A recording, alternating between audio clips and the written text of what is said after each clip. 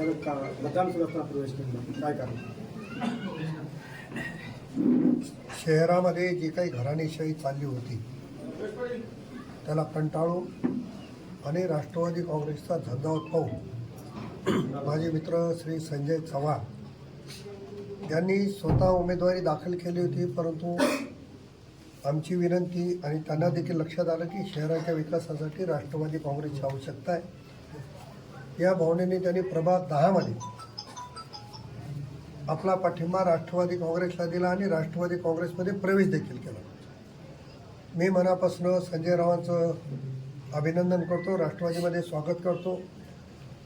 संजय चव्हाणांच्या येण्यामुळे नगराध्यक्षपदाचे उमेदवार शरद पाटील पवार, प्रभाग 10चे उमेदवार आमचे करीम भाई आणि ज्योतिताई शेटे यांना निश्चितपणानं मदत होईल। आणि त्यांनी निर्णय घेतला की आत्तापासून जेवढा वेळ शिल्लक आहे तेवढा डोर टू डोर जाऊन घड्याळीचं काम करायचं। भारतीय जनता पार्टीचे प्रचार केला असेल, भारतीय जनता पार्टीचा प्रचार केलेला होता, परंतु स्थानिक व्यक्तिद्वेषामुळे मी भारतीय जनता पार्टीमधून राष्ट्रवादी काँग्रेसमध्ये आलेला। म्हणजे आता उमेदवार असताना सुद्धा हो पाठिंबा दिला? हो, पाठिंबा दिलेला। काही दबाव कुठला आमिष वगैरे तुम्हाला? मला कोणता दबाव नव्हता।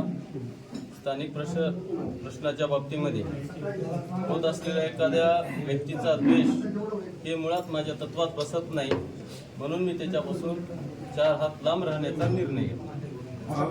गेली 5 वर्ष झाला आपण माजी नगराध्यक्ष गजानन सावकार सूर्यवंशी यांच्यासोबत आहात, मग आताच निवडणुकीमध्ये तुम्हाला असं काय जाणवलं की आपण राष्ट्रवादी काँग्रेसच्या म्हणजे प्रवेश केलेला?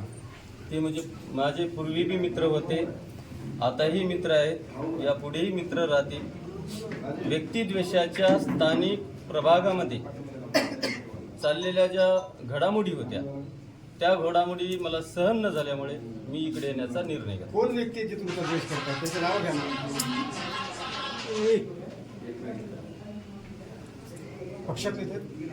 पक्षातले, पक्षाच्या बाहेरले, हा व्यक्तिद्वेषाचं जे मुळात राजकारण आहे। आता तुम्ही पाहत असाल समाजात वाढत असलेली जशी दरी आहे तशी व्यक्तीमध्ये वाढत असलेली जी दरी आहे त्या दरीलाच मुळात कुठंतरी थांबवलं पाहिजे, म्हणून मी या ठिकाणी निर्णय घेतला।